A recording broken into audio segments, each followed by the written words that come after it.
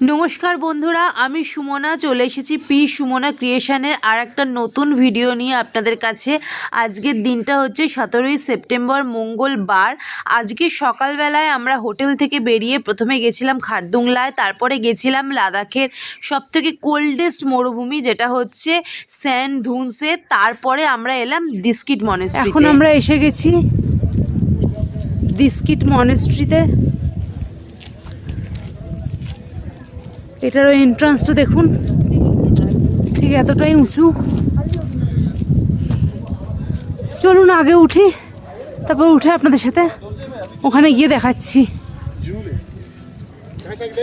উঠে পড়েছি এবারে আমরা দিস্কিট মনেস্ট্রির একদম ওপরে। এই ওপরেই দেখছেন এই বুদ্ধদেবের স্ট্যাচু, ইনি হলেন মৈত্রেয়ী বৌদ্ধ। আর এই স্ট্যাচুর নিচেই এই যে নিচের পোর্শনটা দেখছেন, এটা হলো মিউজিয়ামটা। এর ভেতরে একটা মিউজিয়াম আছে। এই মিউজিয়ামের ভেতরে পাপ্পু গেছিল, কিন্তু আমি আর যেতে পারিনি। পাপ্পুর মুখে শুনলাম যে অন্যান্য মনেস্ট্রিতেও বৌদ্ধদেব সম্পর্কিত যা যা কিছু ছিল এই মিউজিয়ামেও ঠিক তাই আছে।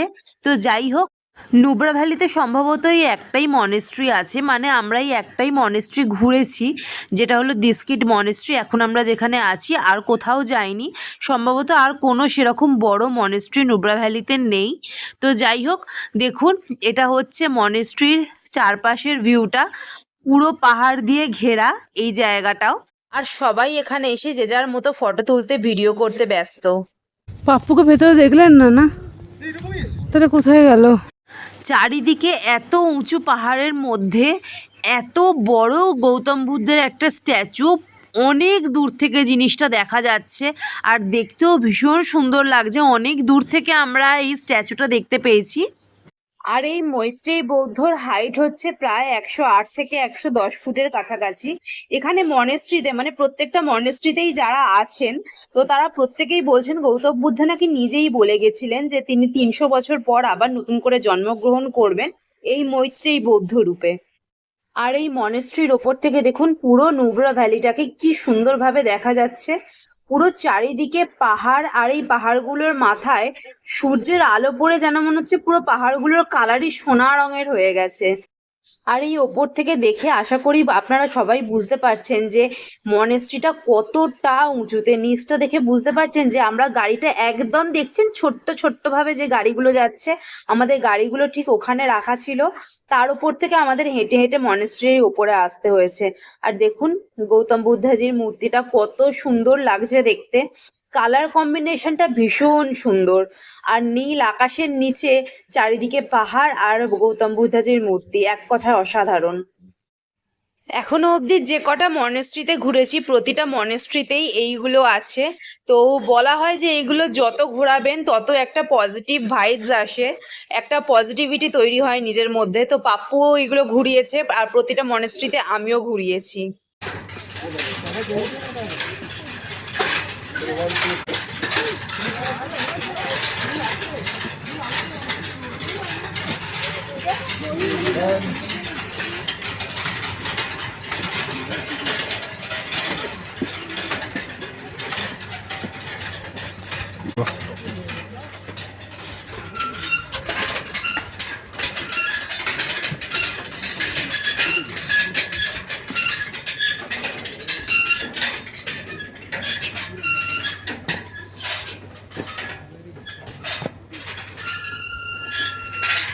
এই মাত্র আমরা জাস্ট নুব্রা ভ্যালির হোটেলে এসে ঢুকলাম।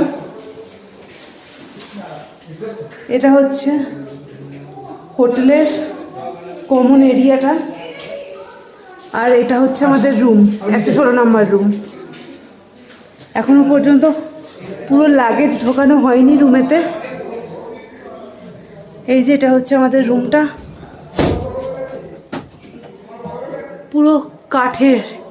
এই রুমটা পুরো কাঠের রুম। কাঠের রুম জানো তো বাপু, গরমও হবে, ঠান্ডা লাগবে না একদম। এক্ষুনি আপনাদেরকে ভিডিও করে দেখালাম, তার কারণ আগামীকাল দেখালে ততক্ষণে অবস্থা খারাপ হয়ে যাবে, কারণ প্রতিটা হোটেলেই তাই হয়েছে। পরের দিন দেখিয়েছি, অগোছালো হয়ে গেছে সমস্ত কিছু। তো যাই হোক, পাপ্পু এখন সব কিছু ওয়ার্ড্রবে ঢোকাচ্ছে। আমাদের এখনো সমস্ত লাগেজ আসেনি, নিচে অনেক লাগেজ আছে, সেগুলোকে আনতে হবে। আর এটা হচ্ছে ওয়াশরুমটা। এখানে একটা টিভি আছে। এখানেও আছে, এখানেও আছে। আচ্ছা, আপনাদেরকে আর একটা স্পেশাল জিনিস দেখাই, চলুন। সেটা হচ্ছে এই দেখুন,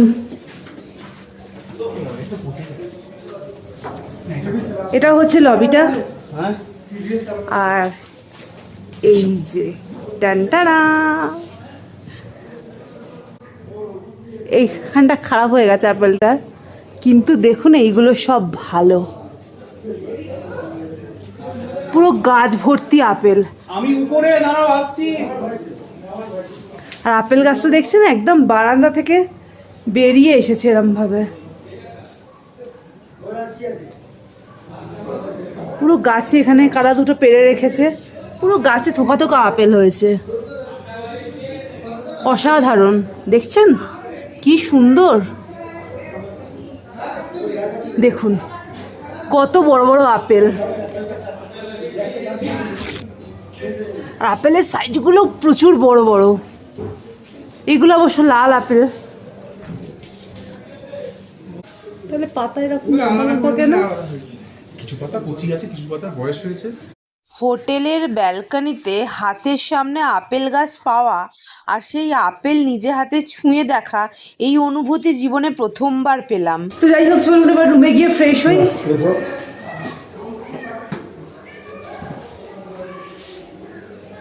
এবারে রুমে গিয়ে ফ্রেশ হই।